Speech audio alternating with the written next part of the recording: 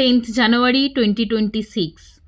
আজকের সকাল শুরু হলো ভীষণ উদ্দীপনা আর চরম তাড়াহুড়োর মধ্যে দিয়ে। কারণটা হলো আজ আমাদের চড়ুইভাতি। আমরা সকলে যাব বাচ্চাদের নিয়ে পিকনিকে।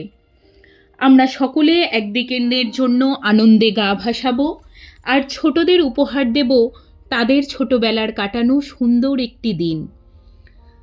যাই হোক, মনের উষ্ণতায় সকালের সমস্ত শীতলতাকে দূর করে ঝটপট তৈরি হয়ে আমরা রওনা দিলাম গন্তব্যের উদ্দেশ্যে। চড়ে বসলাম বাসে। গানের তালে, দীপার মুড়িমাকার ছন্দে, হাসি গল্পের উত্তেজনা আর বাচ্চাদের বমি হয়ে যাওয়ার ভয়, এই সব কিছু মিশিয়ে মনের মধ্যে তৈরি হওয়া এক অদ্ভুত উত্তেজনা নিয়ে আমরা পৌঁছালাম আমাদের পিকনিক স্পটে, গাদিয়াড়ায়, রূপনারায়ণের তীরে অবস্থিত ছোট্ট একটি সুন্দর ছিমছাম রিসর্ট। যা দেখে আমাদের মনের উত্তেজনা দ্বিগুণ হয়ে উঠলেও আমাদের সমস্ত উত্তেজনায় জল ঢেলে দিল ব্রেকফাস্টে আসা নেতানো লুচি আর আলুর ঝোল। সেই জলখাবার খেয়ে আমরা যখন মধ্যাহ্নভোজনের খাবারের চিন্তায় নেতিয়ে, ঠিক তখনই আমাদের মধ্যে থেকে চন্দনা বলে উঠল, আরে বি পজিটিভ, এক্ষুনি এত হতাশ হইও না, দেখো না আগে কি হয়।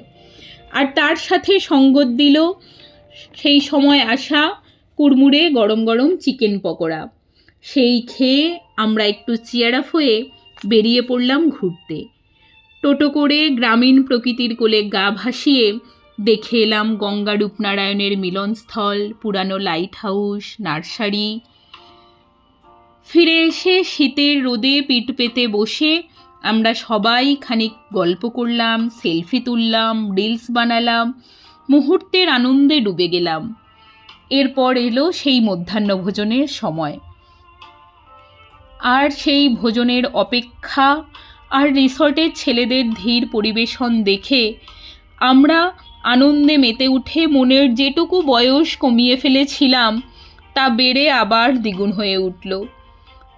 শেষ পর্যন্ত ভালো আর খারাপের মিশ্রণে লাঞ্চ সেরে আমরা আবার আনন্দে মেতে উঠলাম। বাচ্চাদের সাথে খেলা, শিশক চড়ে, দোল খেয়ে, কেক কাটিং করে আর কিছুটা ফটোশ্যুট করে গল্পে আনন্দে কাটিয়ে দিলাম আরও খানিকটা সময়। নদীর পাড়ে সূর্য যখন অস্তগামী, আমরাও ফেরার জন্য বেরিয়ে পড়লাম। আবার উঠলাম বাসে।